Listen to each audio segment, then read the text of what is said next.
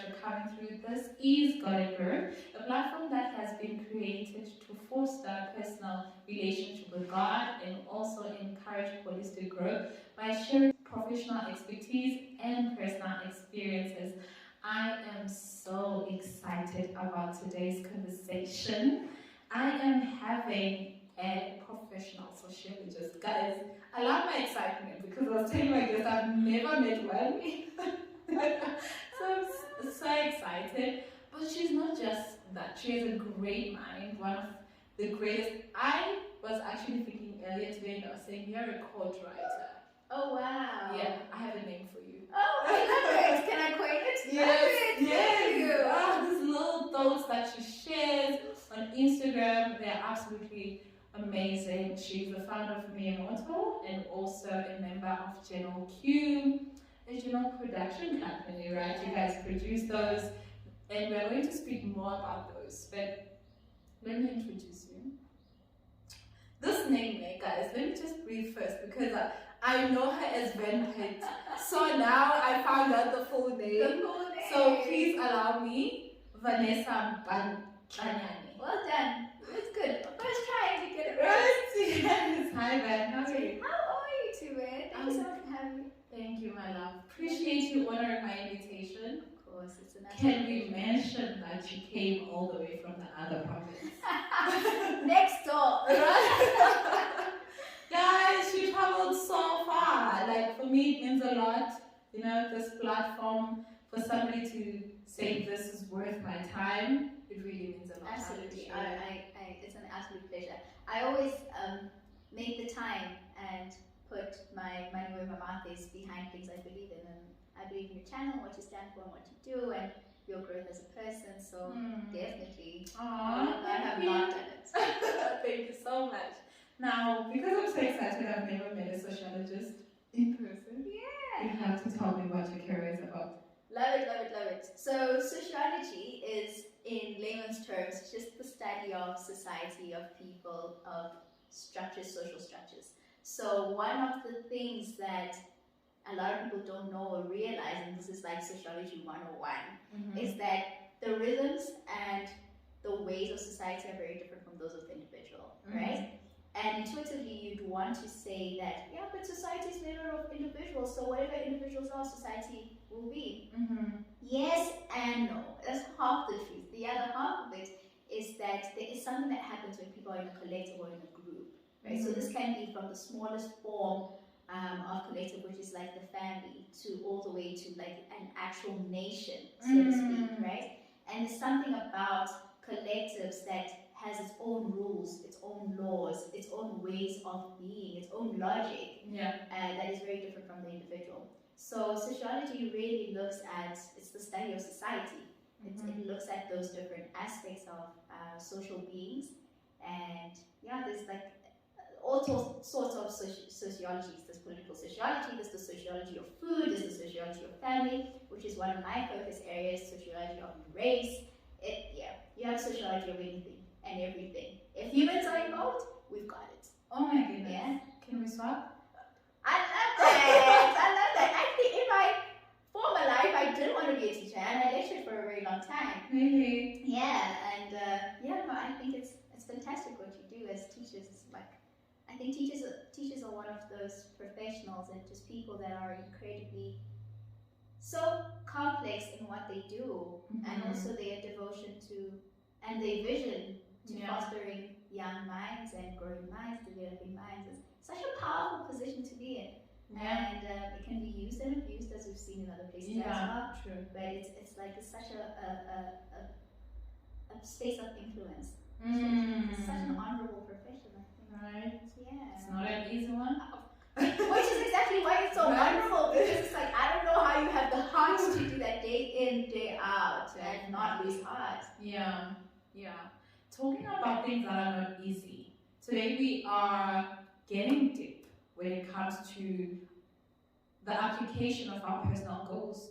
I know we started last week with Mbumi, and today we are continuing. I want us to get more practical. And I realized that, I don't know whether it's the human race as a whole, or it's us Black people specifically, but we are really not into writing. Like, we do not see the purpose of writing, the need for it. So today, Van is going to help us navigate on how important is writing in correspondence with pursuing our goals and actually achieving them, right? So first of all, let's start off with, what is writing? What is journaling? Yeah.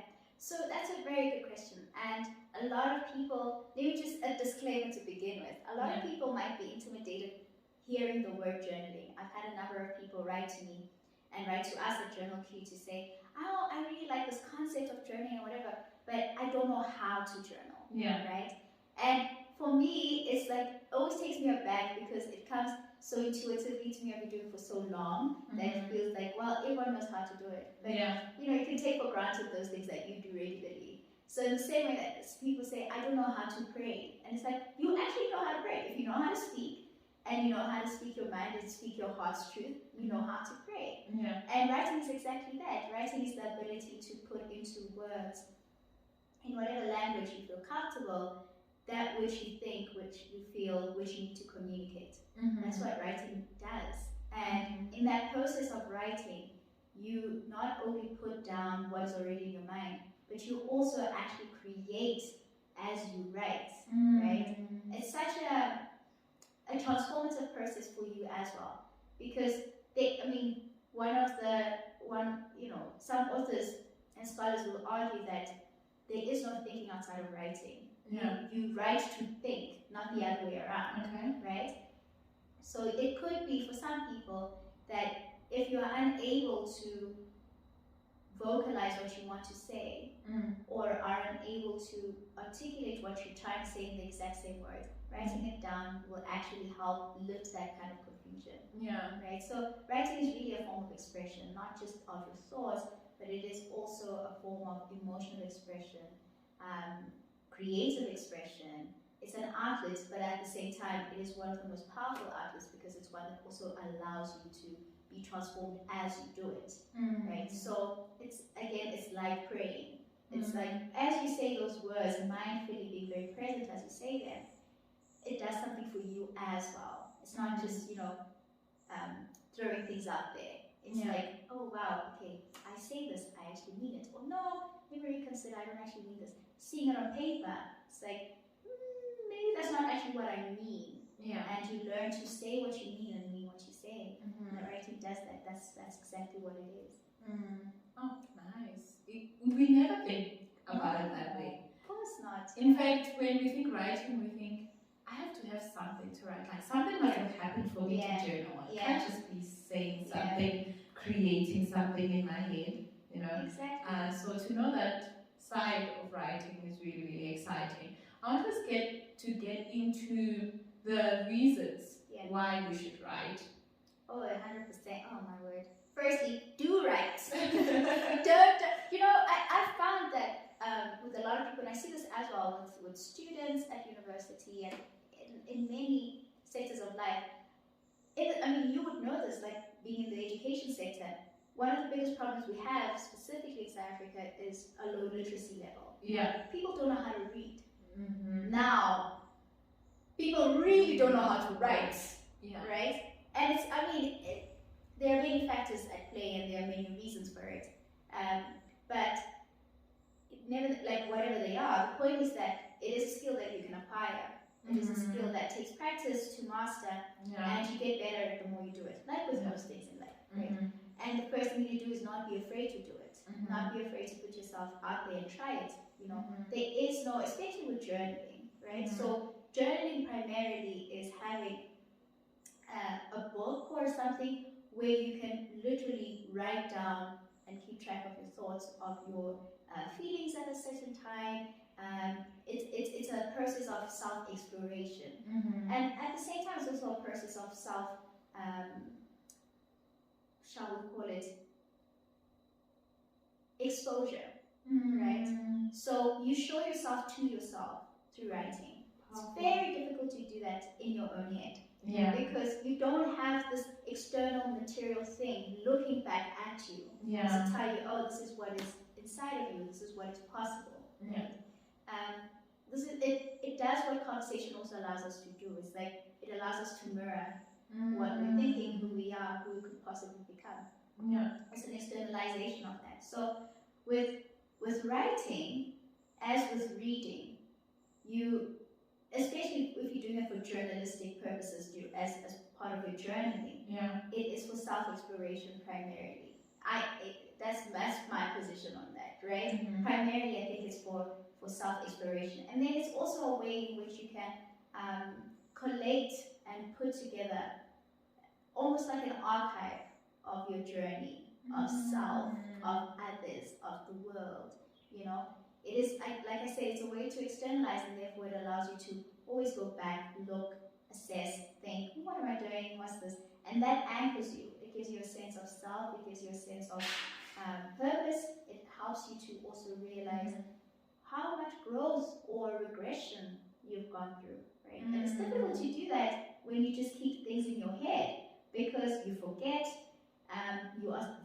Human beings are very volatile, very sensitive to environmental changes, to emotional changes, to all sorts of triggers, and so on and so forth.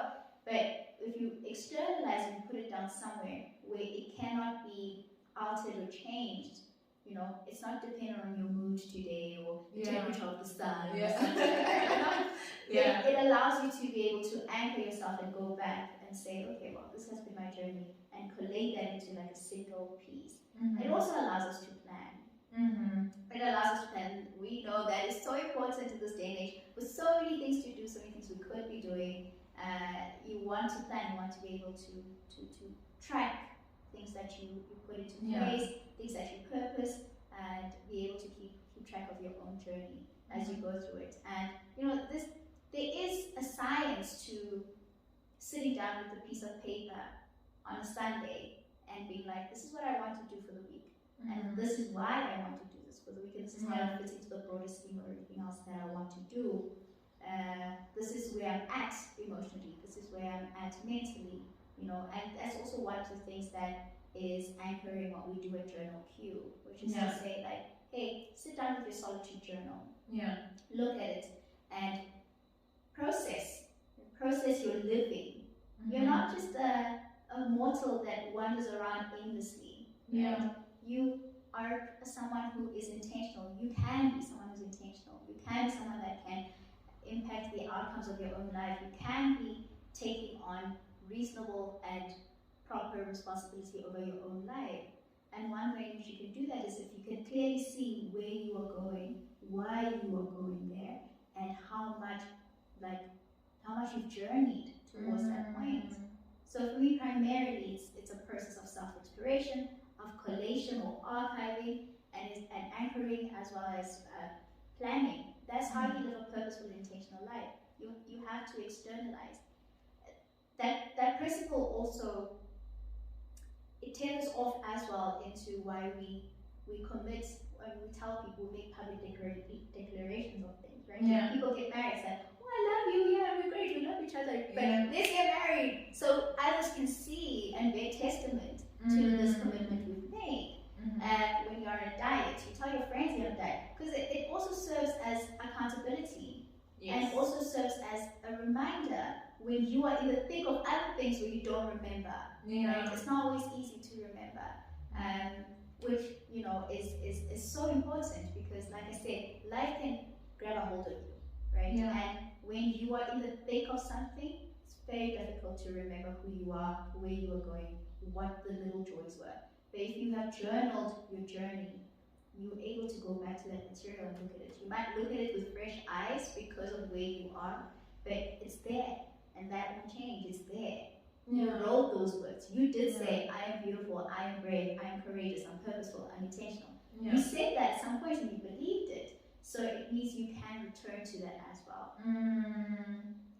I want to go into the planning part of it, since we are talking more on how can writing help us to achieve our 2023 goals. But there's something powerful that you mentioned about how writing helps us to collate our journey and just have an idea of how far we have come. I'm reminded a while ago when I used to journal religiously and I was faithful to it. I was writing all these feelings that I was having considering my day. Like, oh, this day, this happened, and that happened, and whatnot happened. And I think late last year, around September, October, I came across that journal. And as I was reading through it, I'm like, you're so petty.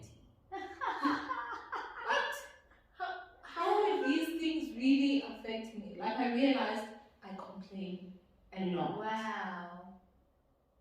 And it's like somebody mentioned it to me sometime last year, like, Tube, you have a lot of I don't know. Like when you didn't do something and you were supposed to do it, your reasoning is I don't know. But the question is, do you ever ask? Wow. So like I'm always having reasons why this was not done and that was not done. And I realized this has been happening for a while. It's a pattern. Yeah. And I was ready to deny it. But luckily the next time I met my friend who told me about it, I had read that journal. So it really, really does help for you to work on yourself, for you to see what were great things in the past that you're doing that you can possibly even continue to do, right? Yeah. Right, so back to planning. How does planning help us in terms of achieving our goals? Yeah. So I'm going to reflect quickly on what you said before I answer that question. So, in the science community, there's a whole hula about, oh, the numbers don't lie, right? But interesting, because your journal is data, right? And the data doesn't lie. Yeah. If on the 12th of August, 2021, you were like, wow, today, wow, I went through it. Yeah. Like that's data, and that's what was happening at the time. Yeah. And that helps you to see like exactly what you're expressing. It helps you to see where you were at, and it helps you to see and mark down your own reformation, right? And your own growth or regression for that matter. Mm. And it helps you to be able to externally have something that is literally there and shows you who you are. Mm. And therefore you can plan to adjust who you are based on the evidence to who you want to become. Yeah. And that's why, for me, planning and journaling are two sides of the same coin. Mm. Primarily, I journal so that I can go back and see, or even as I think, as I write, I'm able to resolve things that I'm confused about. Mm. I'm able to think a little bit clearly about what it is that I want to do and where I'm going. Primarily, why I want to do that. Mm. I use it primarily as a reflective tool, and planning is very much part of that, right? So I have this like one journal. I have like stacks and stacks of journals, and like I literally, I don't know, I'm obsessed with pen and paper. I need to write things down constantly. Yeah. And the reason I do this, and this is how the quotes came about as well, is like I have this thought, and I'm like, well, what if I put it outside of myself and externalize it, and someone reads it and they can hear me beyond the words that are just on the page. Yeah.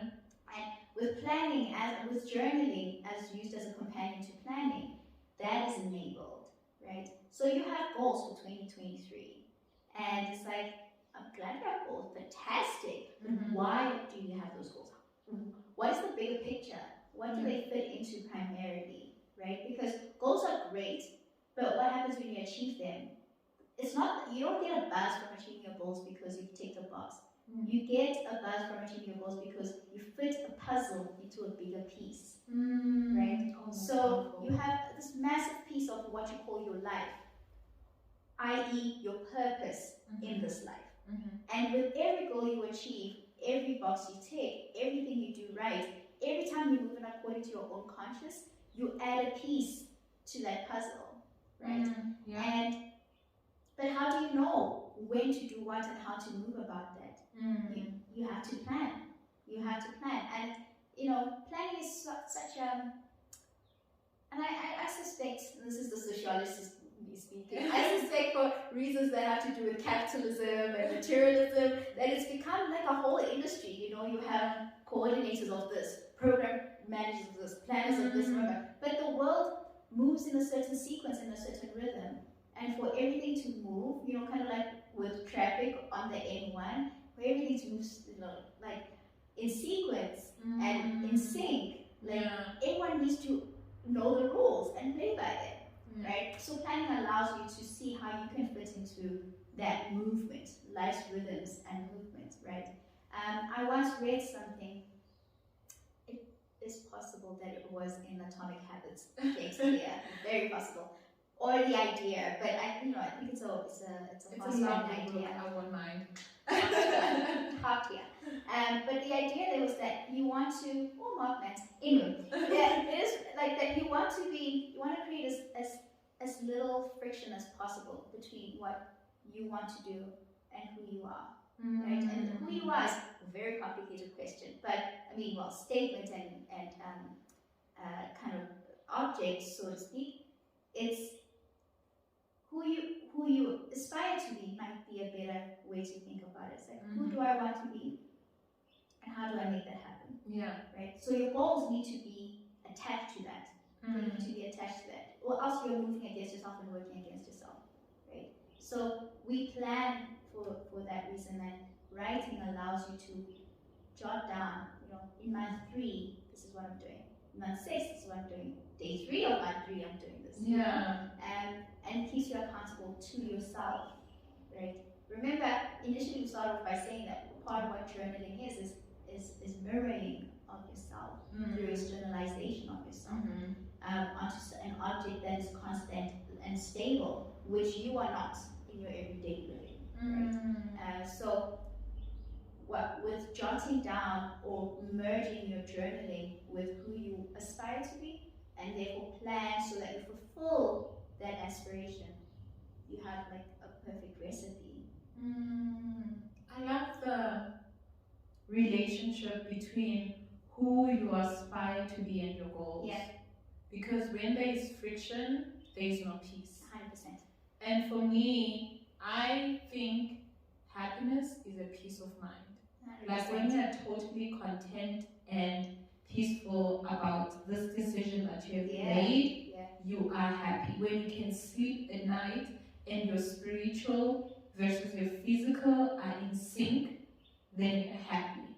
I feel like we don't consider that when we're making decisions. 100%. Yes. Think of young people in relationships.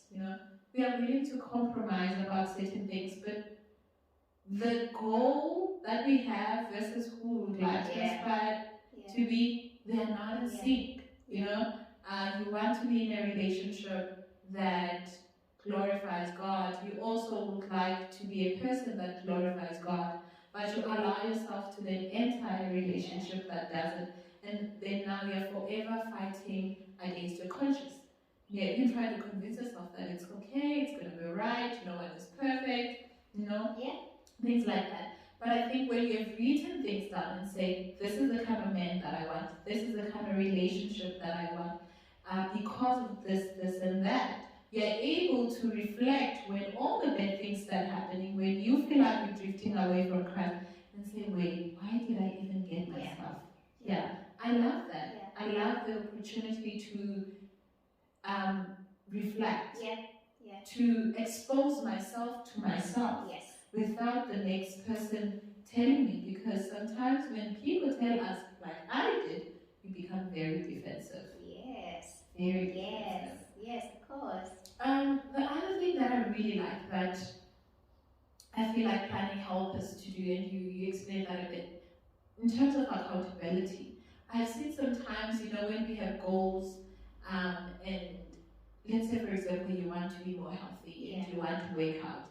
Some of us are not really achieving anything. We're just going around in circles. But because we wake up in the morning and we are going to the gym, we think we are actually having some sort of progress. But we're not. We're just moving around in circles.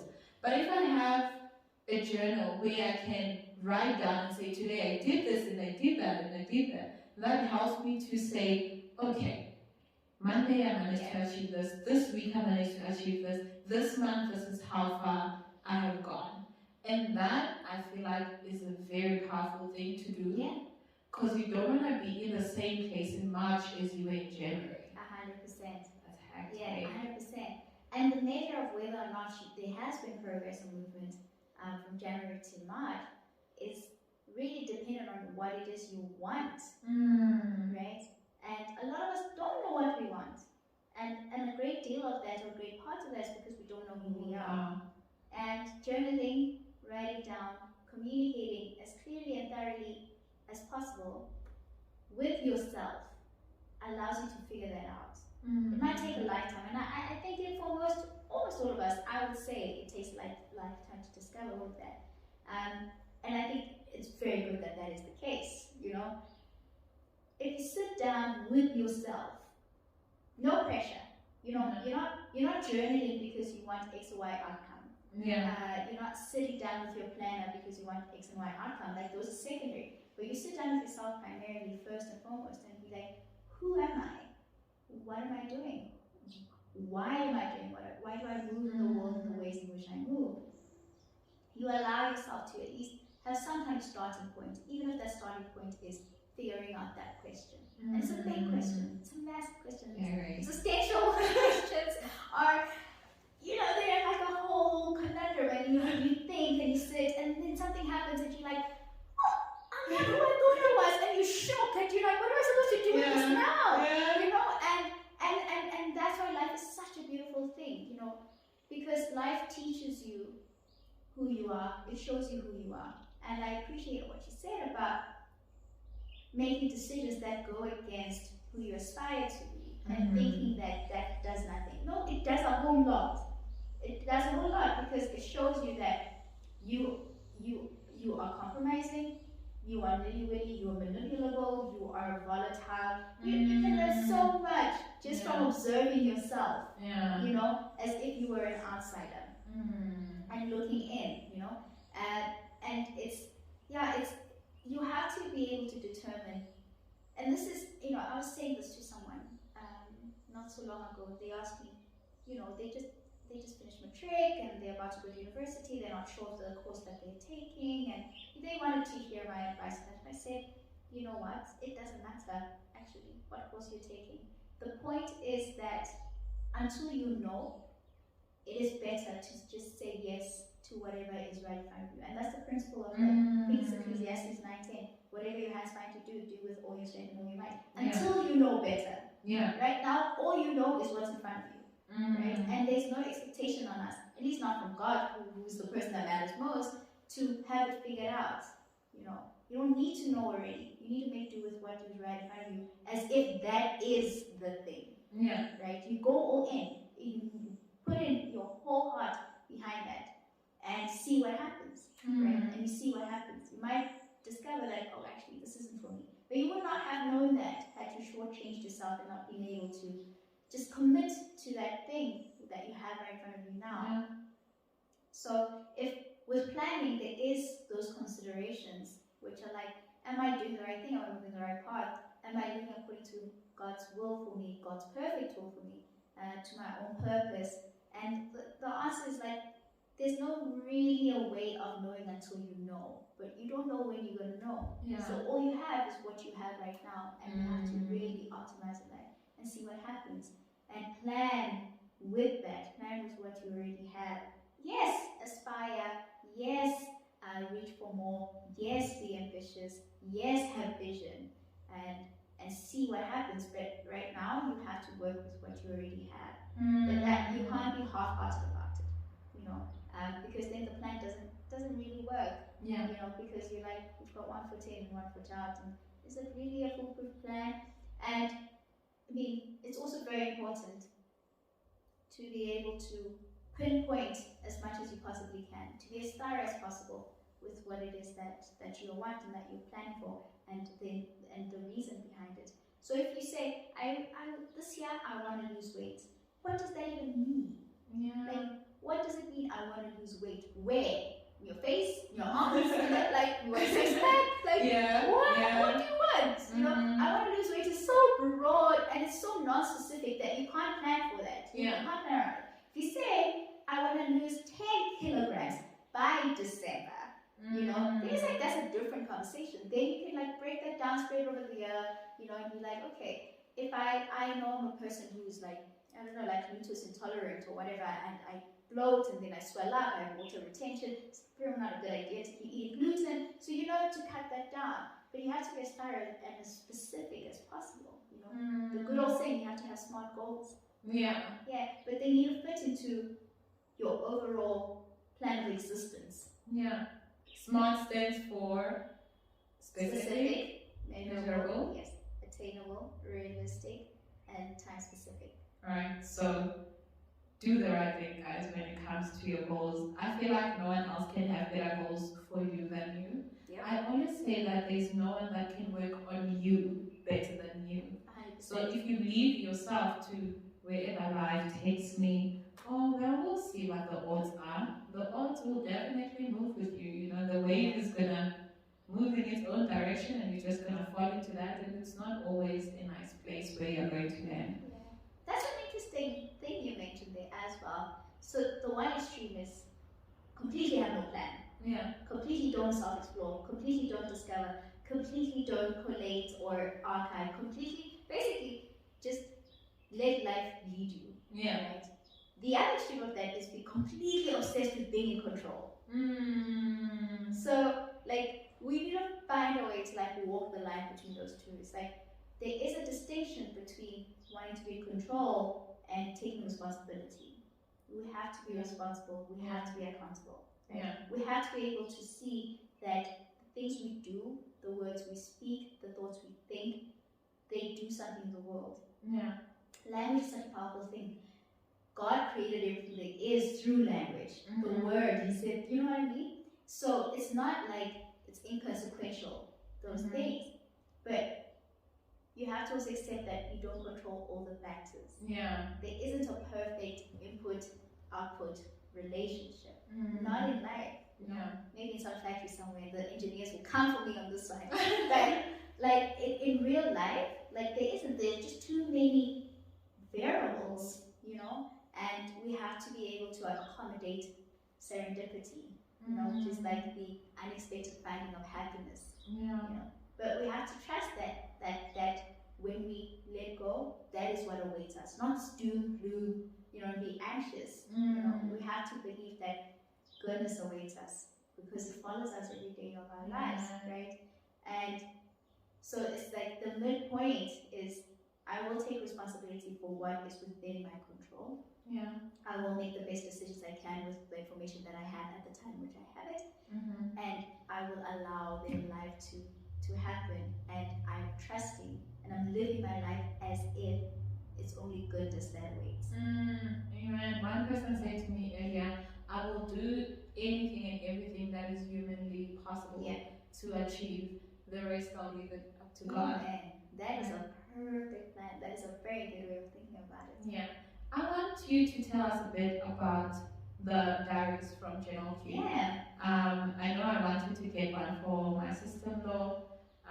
She experienced a loss of her mother and her grandfather literally within a week. So please tell us more. Let's start off with that one because that one's very close to my heart. So we have a number of diaries or journals rather at Journal Q, and I just have some here. So we deal with a number of themes. We have our solitude journal, which is a journal that is really about self-discovery, self-exploration. So it's a 4-week guided journal with prompts in it and writing spaces, of course, and also doodling spaces.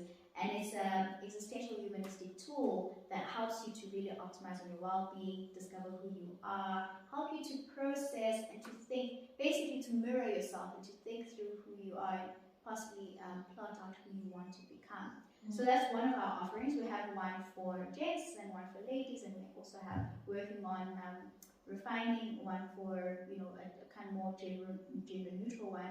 So that's very exciting. So one of the things we have, and then we have the gratitude altitude one, or gratitude attitude one, and this is a journal that helps you to see and feel different. So there is more than enough evidence, not only from, you know, personal experience, but also scientifically, that if you practice gratitude, you just are a happier, better person. And one of the reasons this is, it's that biblical principle that by beholding we become changed. Yeah. You become more of what you behold. Yeah. Right? Other people will put it differently and say, the dog that lives is the dog you feed. Right? The dog you starve is the dog that dies. So with gratitude, you know, when you practice gratitude and you make it part and parcel of your everyday practice in life, where you choose to see the silver lining, where you choose to see the blessings, where you choose to see the joy in the littlest and biggest of things, you teach yourself, you train yourself to always trust that God is good. Right? You train yourself to trust that and to see, even in the darkest of situations, the splinter of light. And gratitude is such a powerful way to attain that. We have then also our Chasing Peace journal, which is our anxiety journal. It's really quite unfortunate that for, again, a number of reasons I won't get into as a sociologist, but, you know, that anxiety has become one of the most crippling and one of the most prominent challenges that people have to live with. Yeah. You know? And there are different types of anxieties and different severities of anxieties, but overall, our Chasing Peace journal helps you to, it's a cognitive behavioral tool that helps you to think through and work on anxiety and hopefully learn, if you can't overcome it, learn to manage it better. Our other offerings are the one we're mentioning, our sorrow journal, that deals with grief and helps you to process grief. So grief can be quite a complicated phenomenon, and it's very difficult, but it's also part of life. We experience losses, and not just through death of loved ones or people we know. We experience all sorts of losses that can lead to grief or feelings of grief. You can lose a pet, you can lose a job, you can lose a relationship. You know, there's so many ways in which we experience loss, even the loss of self. You might feel really like, I am not who I used to be, and you long to be that person. And so you grieve that loss, and our sorrow journal helps with that. And yeah, we have so many other journals. We have a goal monitoring tool as well, which is a very good one to use for the beginning of the year. And that also helps you to map out where you want to end up and how to achieve that in real time, realistically. And it's a very good companion to use alongside your solitary journal, especially when you kickstart your year and you like kind of work on who you aspire to be, and also be able to mark out who you are, and then plot out in your goal monitoring tool how you're going to go about the transformations that you want to have, and also how to also keep the things that are good about you going. Yeah. Because we're not just these this one's not this really pointless existing. No, like we have things about us that are fantastic, that are awesome, that are strengths that we should keep going. Things that people appreciate about us, things that keep us going silent, keep us moving. And you want to hold on to as much of that as possible. So those tools in combination are a fantastic way to go about your year. Alright. Well, I have exciting news. In collaboration with JLQ and me and myself, I'm going to give out I'm going to give out two goal monitoring tools. Ooh. And two solitary journals. All you have to do, listen carefully, all you have to do is go to all our Instagram pages. I'm Mpatlanyane, go to Journal Q and also Miyamoto. You have to like those pages and of course follow them. You have to be a subscriber in my channel. And lastly, you need to comment.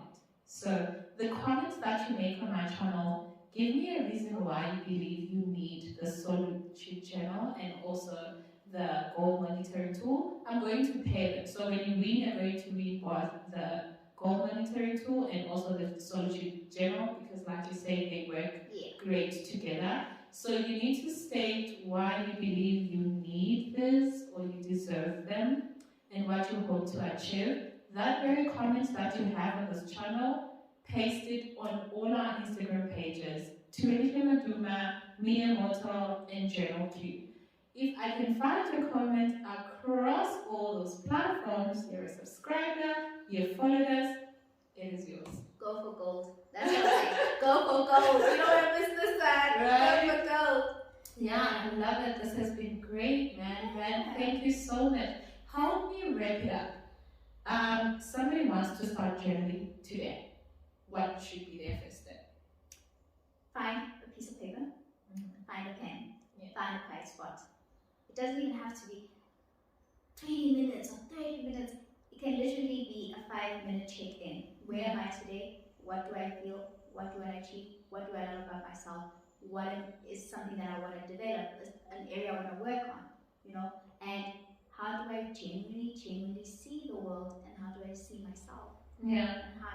And it does. Look, I started journaling on sticky notes. I didn't even have an actual journal. Yeah. I had like a sticky note, and I would randomly just do little check-ins with myself. Yeah. And those combined, and then that moved from a sticky note to a piece of paper, and I literally ended up writing a whole devotional, which was based on literally my journal notes. Yeah. Right? So I recognized very quickly that there's a pattern here, there's a trend. If I'm able to do check-ins with myself frequently, look, I discovered things that I would either intentionally avoid, or would rather or would not be present enough to pay attention to. And definitely better off for it by far. So just look, I'm talking a receipt in your handbag. Pull that receipt out, turn it around, on that empty piece, on that blank, write something down. Do a small, short reflection. It's amazing what it will do. And some of us will stop saying rude things to people and having unnecessary conversations, because you have allowed yourself to process things and just pencil them down. Whatever anger, frustrations, instead of actually saying them, sometimes you should just, keep them. That's it. I'm not saying die inside guys. I'm not saying don't communicate your feelings, but I think it will help us to just pause for a moment. Yes. And reflect. Yeah. This has been absolutely wonderful. Thank you so much, guys. You. She's not just a pretty face. Listen, okay? My goodness, I am so humbled. I think from the time I saw you, you are so gorgeous. Oh, thank you. Oh, so kind. And your brain. We thank God. God is good. Amazing. God is good, Van. Thank you so much. We are immortal, Q. Thank you so very much for allowing me to please have some of your goodness and this powerful information that you can share with us. Really, really appreciate it. I'm looking forward to working more with you. I really, really want to help my viewers when it comes to mental health and practically living our thoughts, because we are what we think at the end of the day. 100%. So if we are able to be conscious about the things that we give attention to, then we will definitely be able to achieve better, because now we are aware of our actions. Viewer, it has been lovely and I love you. Thank you so very much for joining me. Please do not forget to subscribe, like, comment, and of course share this platform so that other people can also have an experience of their own. Take care. God bless. Until next time. Bye-bye.